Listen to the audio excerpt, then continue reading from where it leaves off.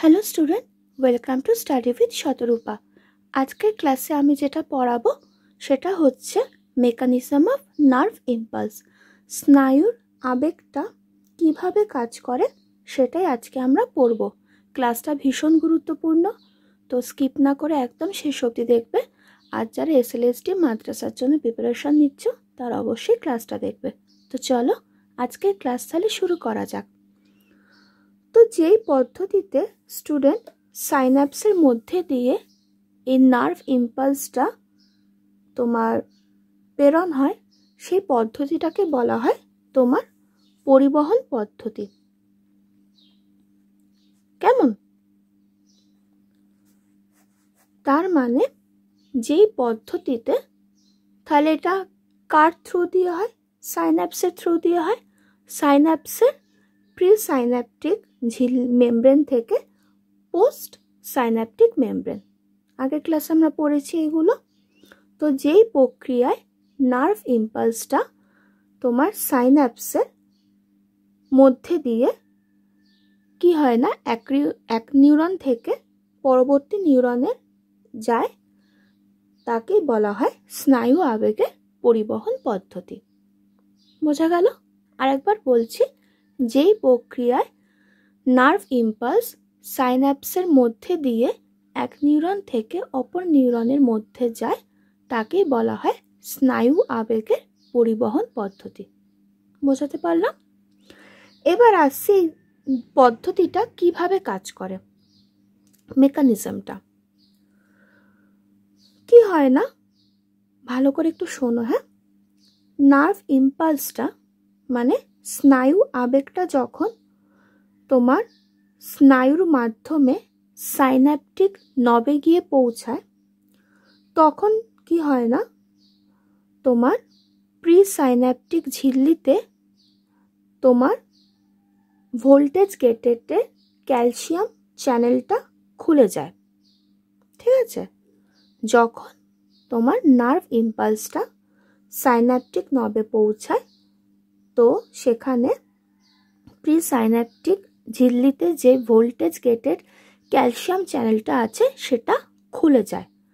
খুলে যাওয়ার দরুন কি হয় না, কোষের মানে বাইরে থেকে বাইরের তরল থেকে কি হয় না, ক্যালসিয়াম আয়ন সেই সাইন্যাপটিক নবের মধ্যে চলে যায়। ঠিক আছে? এবার সাইন্যাপটিক নবের ভেতর কি থাকে? সাইন্যাপটিক থলি। তো ক্যালসিয়াম আয়নের প্রভাবে কি হয় না, সেই থলিগুলো, সাইন্যাপটিক থলিগুলো প্রিসাইন্যাপটিক ঝিল্লির গায়ে জুড়ে যায়। ঠিক আছে? জুড়ে যাওয়ার দরুন কি হয় না, ঝিল্লিটা একটুখানি তোমার মানে কি বলবো, একটু বড় হয়ে যায়। বড় হয়ে কি হয় না, ফেটে যায়।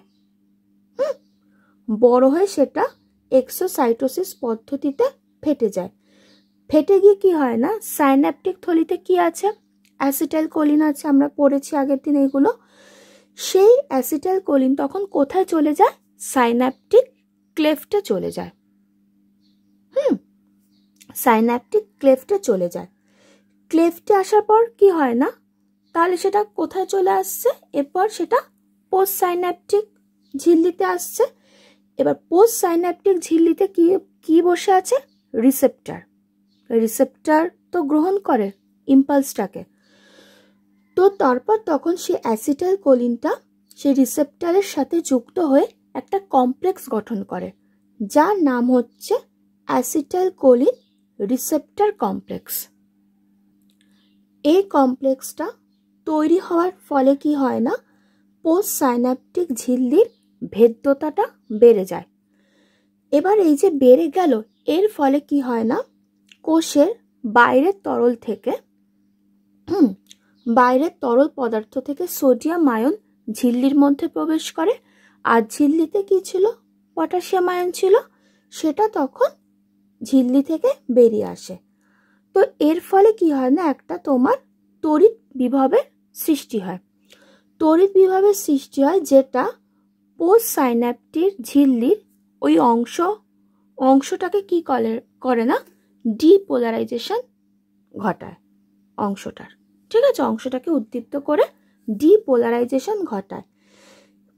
এরপরে কি হয় না, সেই উদ্দীপনাটা পরবর্তী নিউরনের মধ্যে দিয়ে নিউরনের সমগ্র দৈর্ঘ্য বরাবর অগ্রসর হয়ে যায়। তো এইভাবে কিন্তু নার্ভ ইম্পালসটা সাইন্যাপসের থ্রু দিয়ে প্রেরণ হয়। বোঝাতে পারলাম? এবার উদ্দীপনা তো মানে তোমার কনস্ট্যান্ট তো থাকে না, সেটা তো চলে যাবে। সেই চলে যাওয়ার স্বল্প সময়ের মধ্যে কি হয় না, তোমার একটা উৎসেচক আছে, সেই উৎসেচকটার নাম হচ্ছে অ্যাসিটাইলকোলিন এস্টারেজ উৎসেচক। এই উৎসেচক কি করে না, অ্যাসিটাইলকোলিনকে বিনষ্ট করে দেয়, যার কারণে কি হয় না, সেই উদ্দীপ্ত অংশটা আবার স্বাভাবিক অবস্থায় ফিরে আসে। তো এটাই হচ্ছে student mechanism of nerve impulse. আমি আরেকবার পুরো জিনিসটাকে বলছি। সবার প্রথমে কি হচ্ছে, তোমার নার্ভ ইম্পালসটা স্নায়ুর মাধ্যমে সাইন্যাপটিক নবে গিয়ে পৌঁছাচ্ছে।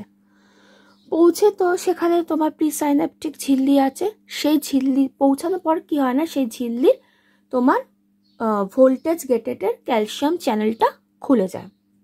ভালো।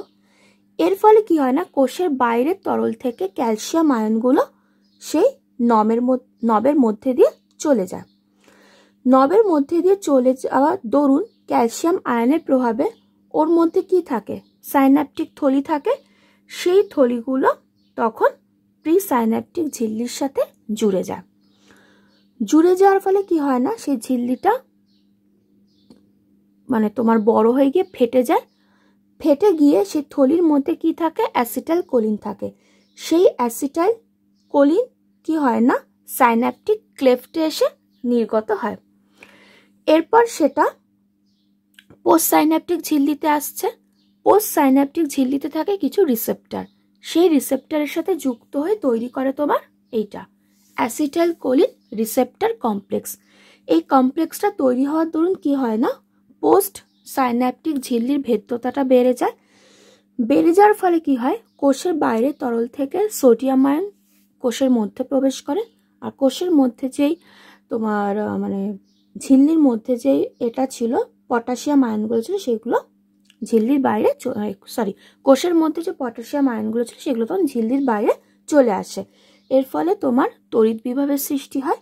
আর যেই অংশটা আর কি মানে পোস্ট সাইন্যাপটিকের যেই অংশে এটা ঘটে, তো সেখানে তখন সেই অংশটায় তখন তোমার ডিপোলারাইজেশন ঘটে। তার ফলে কি হয় না, উদ্দীপনাটা পরবর্তী নিউরনের মধ্যে দিয়ে নিউরনের সমগ্র অংশে চলে যায়। ঠিক আছে?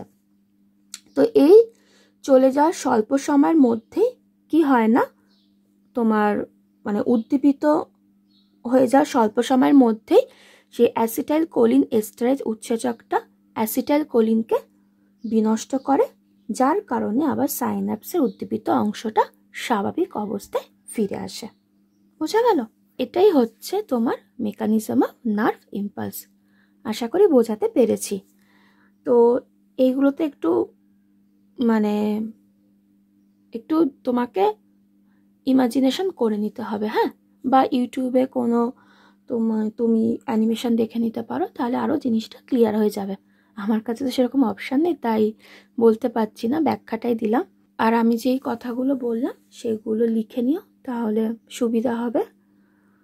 তো এই ছিল আজকের ক্লাস। যদি ভালো লাগে লাইক করে দেবে, শেয়ার করে দেবে, কমেন্ট করে জানাবে। নতুন হলে চ্যানেলটাকে সাবস্ক্রাইব করে দেবে। ডিসক্রিপশন বক্সে ফেসবুক পেজে লিঙ্ক থাকবে, ভালো লাগলে পেজটাকে ফলো করতে পারো, লাইক করতে পারো। তো চলো আজকে তাহলে এত অবধি থাকলো। নেক্সট ক্লাসে খুব তাড়াতাড়ি দেখা হচ্ছে। সবাই ভালো থেকো, সুস্থ থেকো। টাটা।